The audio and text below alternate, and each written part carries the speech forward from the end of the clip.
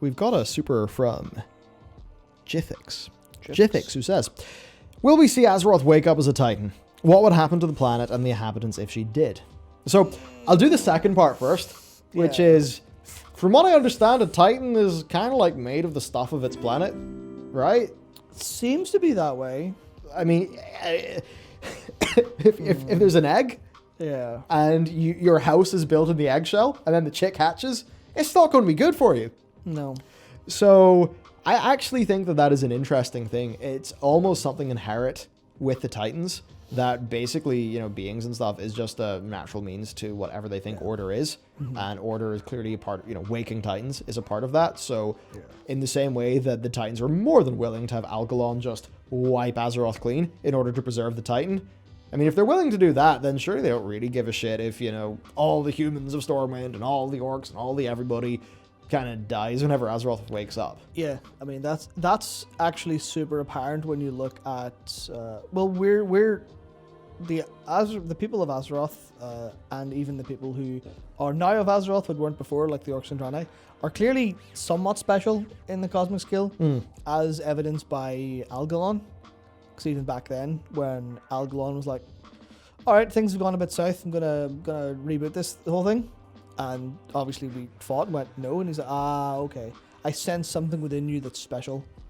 Maybe you're different. We're not going to wipe you out. So I think that using Argus as a baseline for how the world soul can be awoken without you being constituent of the parts, I think I don't know if Azeroth will ever fully awaken, but I think in future she'll definitely exhibit as, you know, project herself as a being at times to generally help, because I think once you've opened that lid, you're not putting it back on, I think. Well, it could be a major theme of, like, imagine a Titan expansion where it turns out the Titans aren't actually all as good as we thought. And, you know, I believe, was it Steve who said to me that the Titans, you know, it's like, if you like their form of order, then thumbs up, they're good with you. So what happens then when the Titans are like, okay, cool, it's time to wake up Azeroth. And then we're just like, that's our house?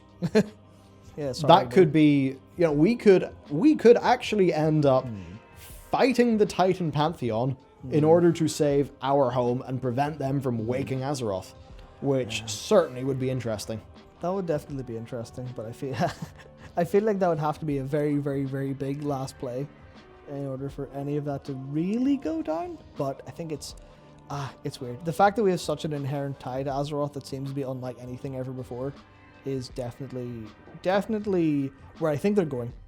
I think they'll go in the direction where Azeroth will be like, we will be the Azeroth all along sort of vibe, or she'll be an ally that, you know, just sort of chills and we're doing our stuff as opposed to being destructive, just because of what they did with Argus. But at the same time, historically, do any of the other Titans have a home planet that still exists? I don't think so. So with Argus and Agrimar, they were not full-scale Titans. They were like the essence of a Titan, sort of put in an avatar.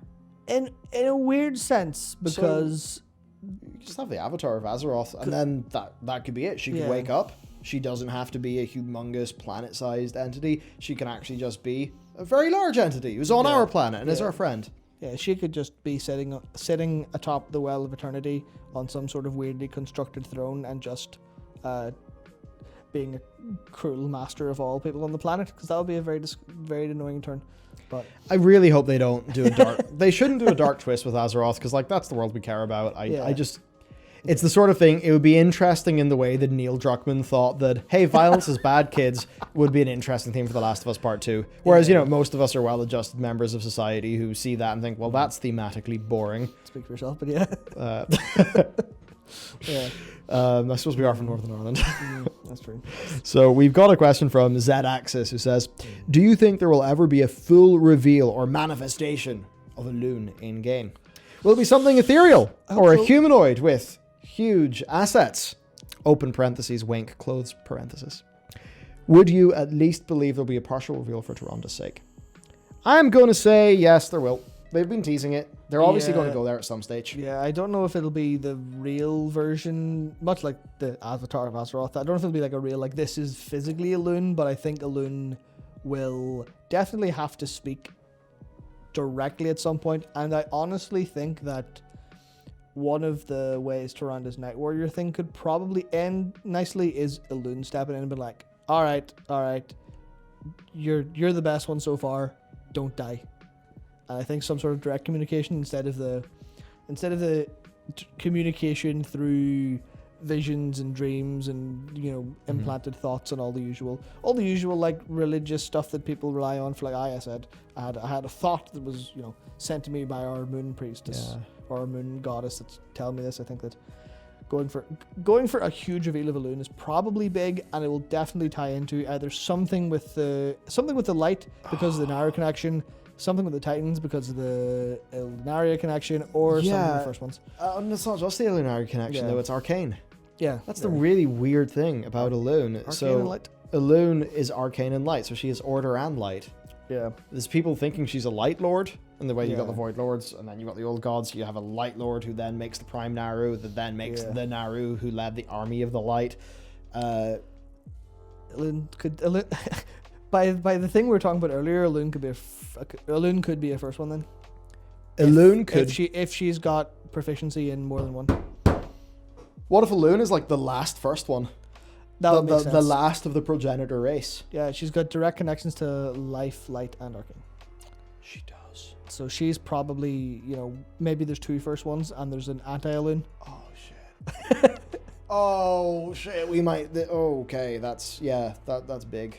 Yeah, because if. Yeah. Yeah, we're both grinding our gears here because the gears are turning, and it's like it could go in so many different ways. Yeah, mine are a bit rusty, but they're going, like. Same. Elune. It'll shatter Tyrande, finding out what Elune truly is. But that said, if Tyrande is like currently inhabiting Elune's persona, I mean. Surely it's going to grant her some sort of insight, because it's not like Tyranda's been having conversations with people. She has been growling at people and then running away for the last year and a bit. Yeah, that's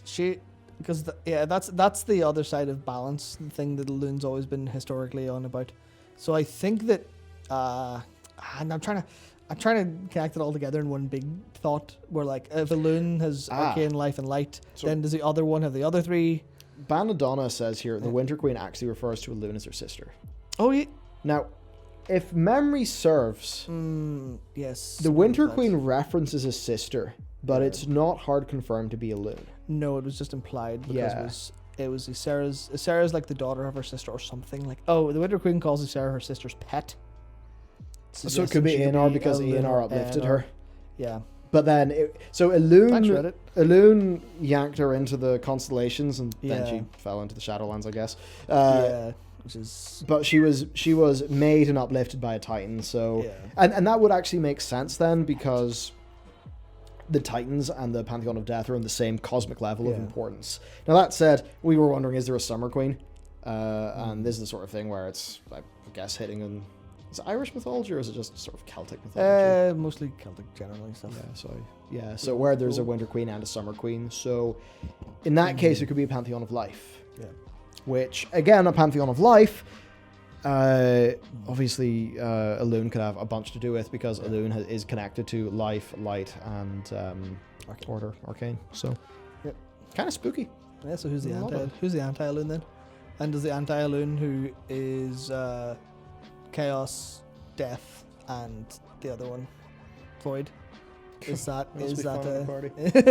they have a good side to them as well, a more ordered, balanced side that's a bit